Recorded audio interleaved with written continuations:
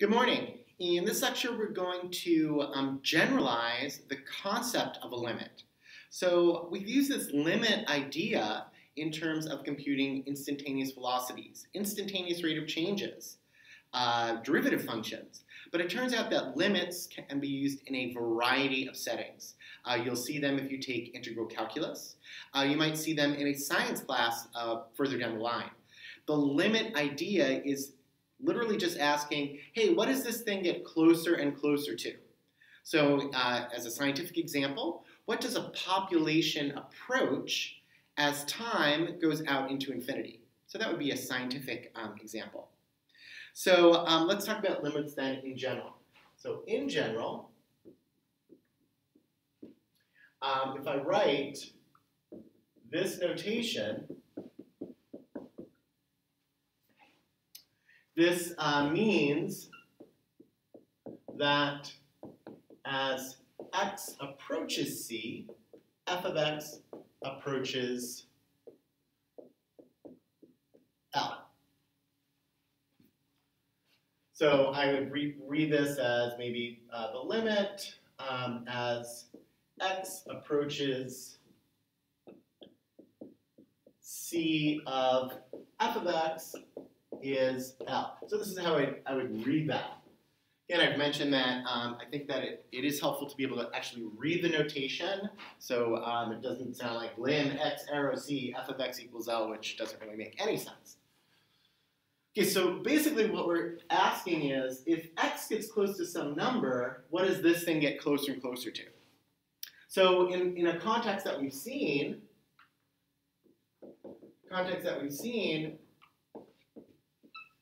from an earlier lecture.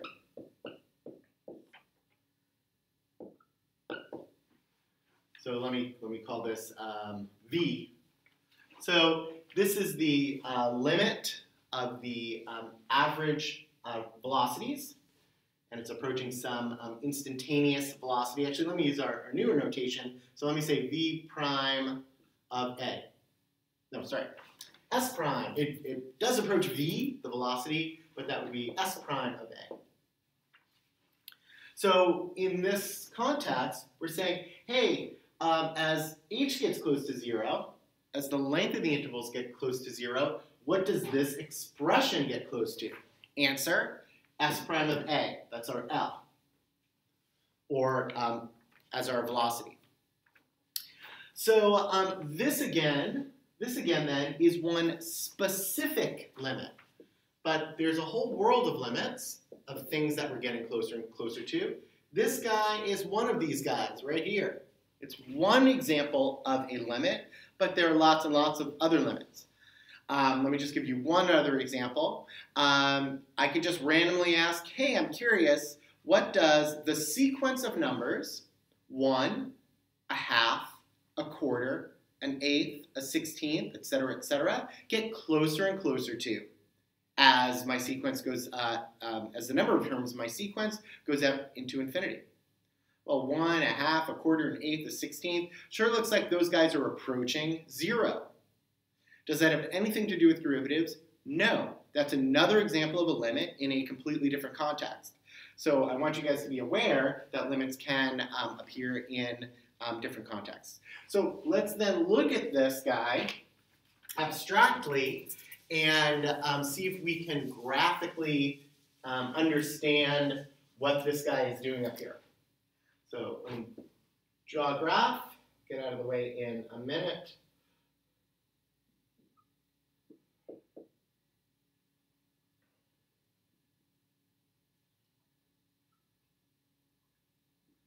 And then I'll ask you guys some questions about this, and we'll play around with the limit as a concept.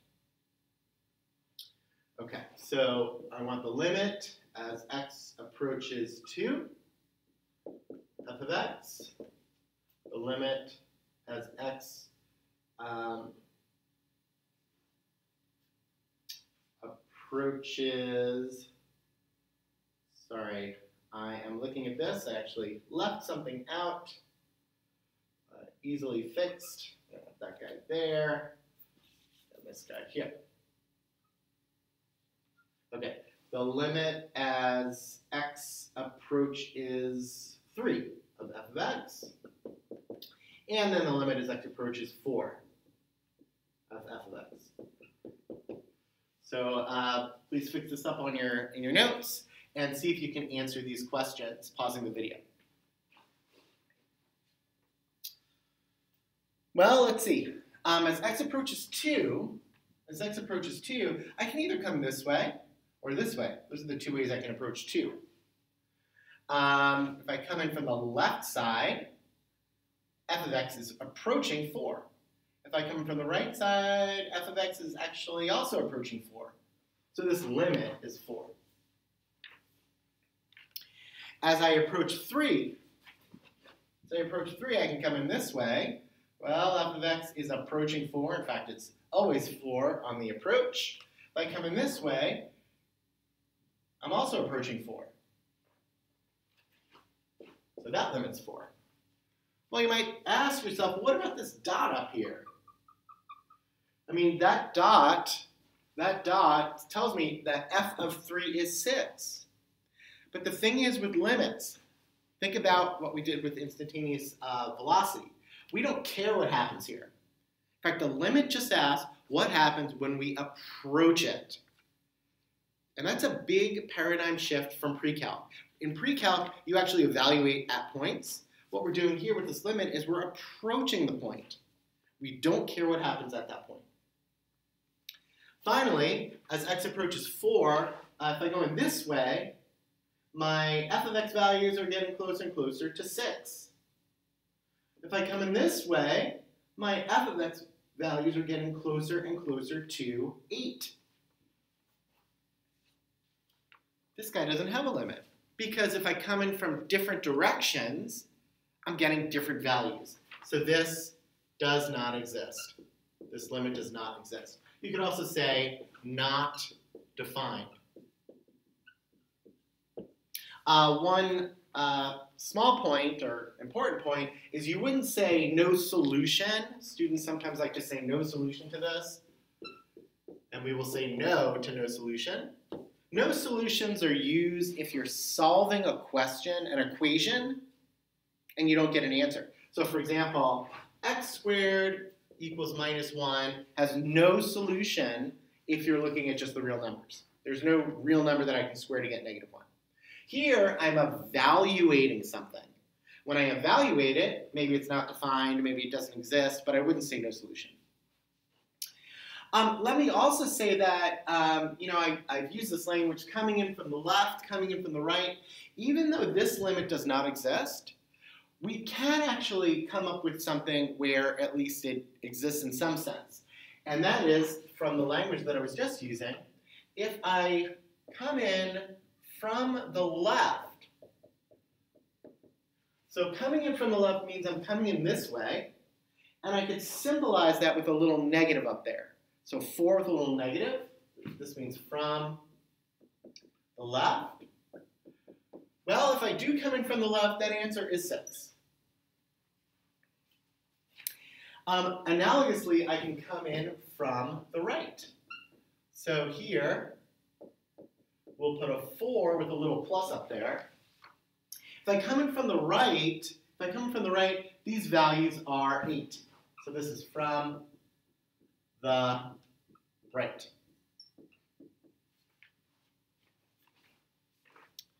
So this then actually gives us another way that we could think about whether a limit exists or not. So I guess a limit exists if the limit from the left is equal to the limit from the right, and they both exist. So a limit exists if both left and right limits exist and are equal. And this is going to be a tool that we're going to be using in a future lecture. Okay, at this point, now that we know a little bit more about what a limit is in general, what I'd like to do is talk about limit properties. So anytime you study something new in math, you check out its properties because the properties a lot of times help you in discovering other facts or helps you to prove some theorems that in turn can help you to solve problems. So with that said, when I list these properties, you're going to say, I don't know when the heck I'm going to use this. Because they're a little bit abstract, but I'm going to tell you when we're going to be using them, just to kind of plant the seed in your mind, and these guys will pop up in future lectures. So these are some properties of limits. So the first is that the limit as x approaches c of f of x, the b in front of it is equal to something. You know, I'm going to write down all of the properties first in terms of their left-hand sides, and then we will go through them and talk about them to get their right-hand sides together. So there are three of them for the limit of a quotient. Five, the limit as x approaches c of some constant k, and the limit as x approaches c of x. Okay, so pause the video, jot those guys down. All right, so we actually don't have enough tools to formally prove what each of these guys winds up being on the right side. So we're going to talk through a couple of them kind of intuitively. Some of them we can convince ourselves of, and the others that we can't prove, we'll just do a little bit of what's called mathematical hand-waving to quote-unquote convince you. But let's see. I feel like this one we can prove. This is a little silly in some sense, but this is saying, let's see, as x approaches c, what is the function f of x equals x approach? As x approaches c, what is the function f of x equals x approach? Hopefully you said, well, that's going to approach c. Because f of x equals x, looks like this. If x is approaching c, f of x is also approaching c. Okay, so that's this property. What about this guy? Let's see. As x approaches c, what is the function f of x equals k approach? Draw a picture, pause the video, see if you can figure that one out. Right, hopefully you pause the video. F of x equals k looks like this. Here's c. You know, I don't care where c is. My f of x values are still going to be k. F of x is always approaching k because f of x always is k. Okay, so that's that one. Again, just by a picture.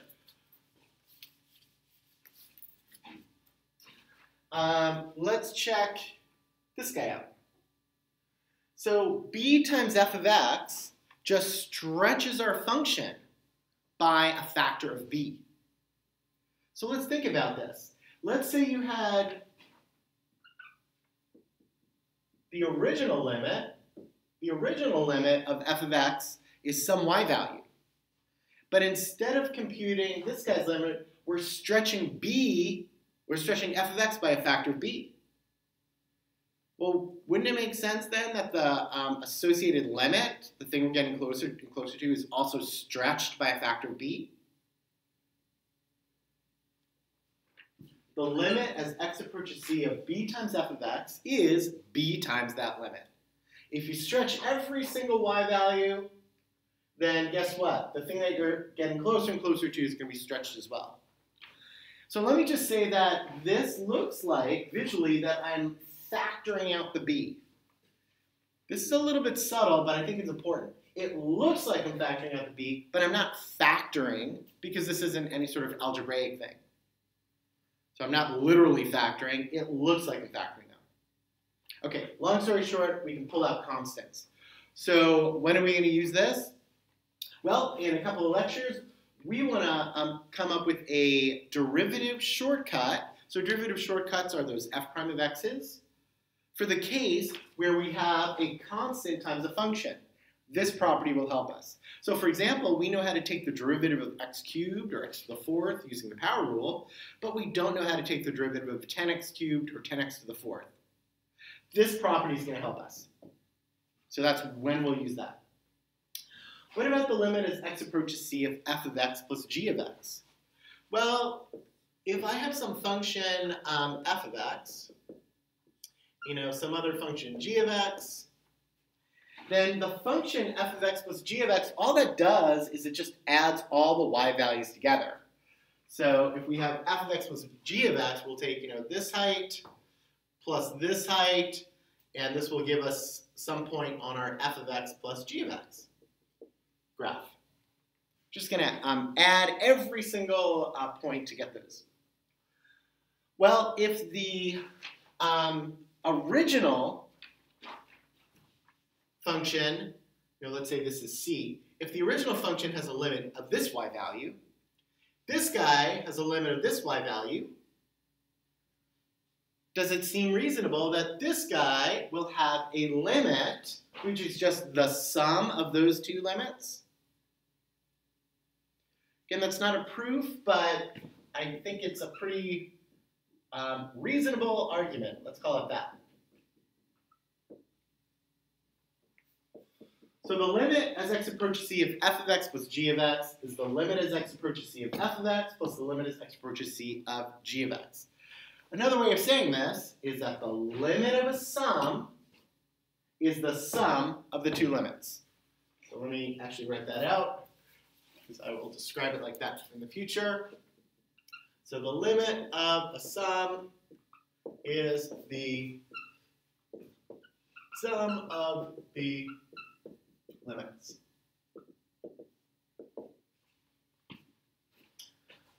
Okay, so for this guy and this guy, it's going to be total hand waving. It's going to be, my argument is going to be the pattern follows. So the limit of a sum is the sum of the limits. Guess what? The limit of a product is the product of the limits. So this becomes the limit as x approaches c of f of x times the limit as x approaches c of g of x. So unfortunately, we just don't have enough theoretical machinery to prove that formally. So this is going to be a little bit of hand waving. I don't like to do hand waving, especially in intro class. I'm not saying this class is easy, but introduction to calculus. But we're going to have to do that in this case and this case. Let me also backtrack a second. Why am I interested in this? Because later on, we want to come up with derivative shortcuts for sums of functions. So I know the derivative of x cubed is something. I know the derivative of x to the fourth is something. What about the derivative of x cubed plus x to the fourth? This will help us come up with a shortcut for derivatives of products. And this guy will help us come up with a shortcut for the derivative of a quotient. And it turns out that the limit of a product is the product of the limits. The limit of a quotient is, you guessed it, the quotient of the limits.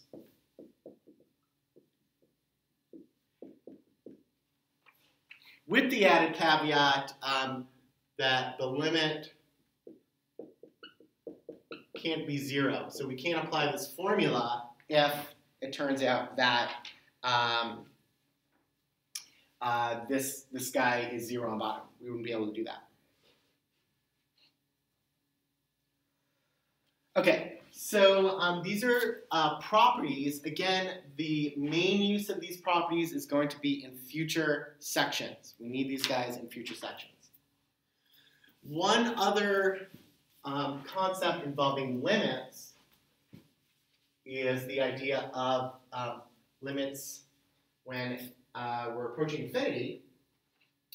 And this concept won't actually be used in this course, but it is needed for integral calculus. And again, it will be needed. I gave a science example going out to infinity. It definitely could pop up in other science courses. So let's do some examples with limits at infinity.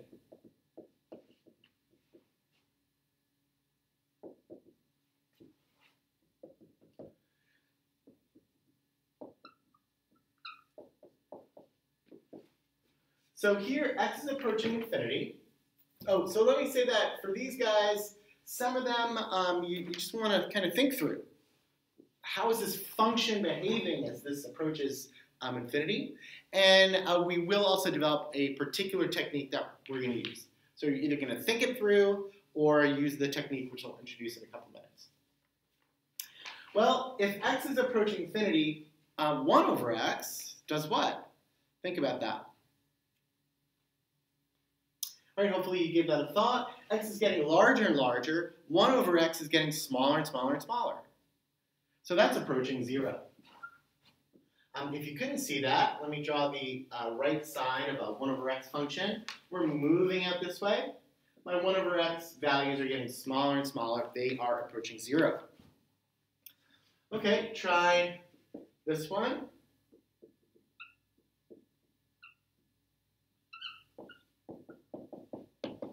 Now we're approaching negative infinity. Pause the video. What does e to the x plus 1 get closer and closer to? All right, hopefully you said 1. So x to the minus infinity. So e to the minus 100, e to the minus 1,000, et cetera, et cetera, et cetera. We're going to add 1 to those guys. Well, this is really 1 over e to the 100. This guy is really 1 over e to the 1,000. These guys are approaching 0. They're approaching 0. Plus 1, we're approaching 1.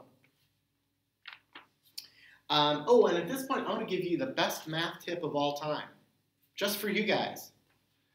When in doubt in a math class, always answer 0, 1, negative 1,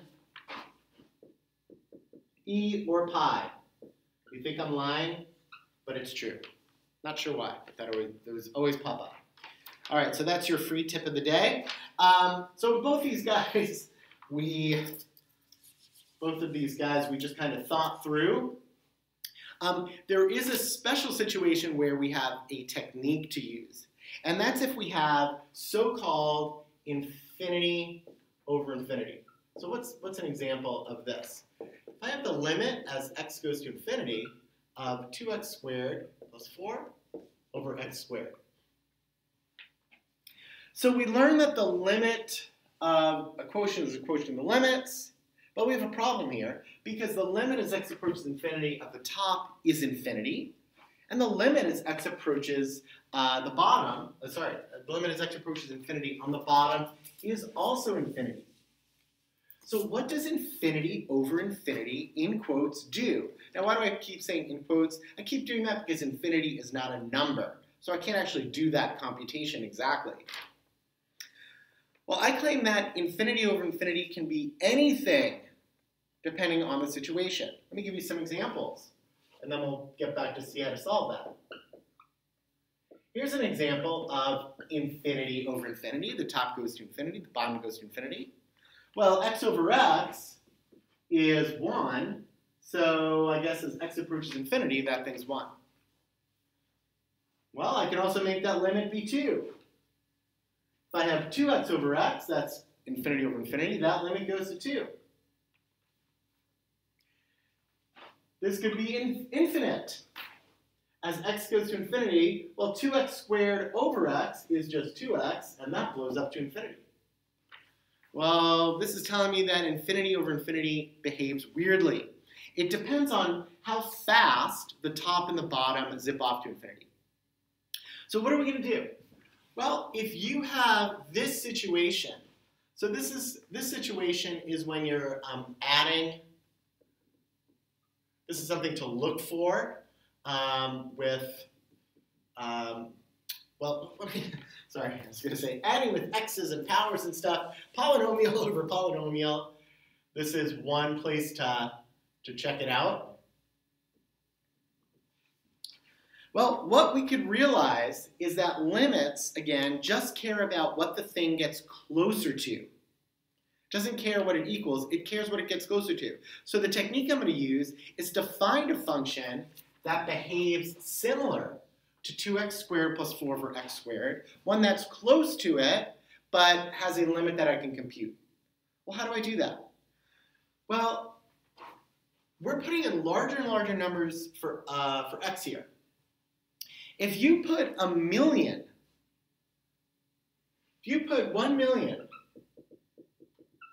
plus 4 over, let's say, 3 million, and I ask you to do this in your head and tell me, hey, what is that close to? Hopefully you'll say, oh, I don't need a calculator for this. This 4 is inconsequential. This piece dominates this guy. So this guy is approximately 1 million over 1 million, or a third. Well, using that same logic, 2x squared plus 4 over x squared, when x is large, is approximately 2x squared over x squared. Again, this is for large x. So in other words, what I did is I took the dominating pieces of the top and the bottom, aka the piece with the highest exponent, and I got rid of all the other stuff. 2x squared over x squared is then equal to just 2. So this tells me that 2x squared plus 4 over x squared is close to 2. And I know that limit. As x approaches infinity, 2 just approaches 2. So that's a technique that you can use to help you with the quote-unquote infinity over infinity problem. In summary, regarding infinity stuff, you might have to think it through. Those are this case and the case with the e to the x, or this might be another technique that can help you. All right, today we looked at limits in general. The derivative is an example of a limit, but it's not the only type of limit. We looked at left-hand and right-hand limits. We looked at limit properties, which we're going to use to help us come up with other derivative shortcuts. And then we also explored this limit at infinity business, which will be an integral part of integral calculus. So I hope you enjoyed today's lecture, and thanks for listening, and I will see you next time.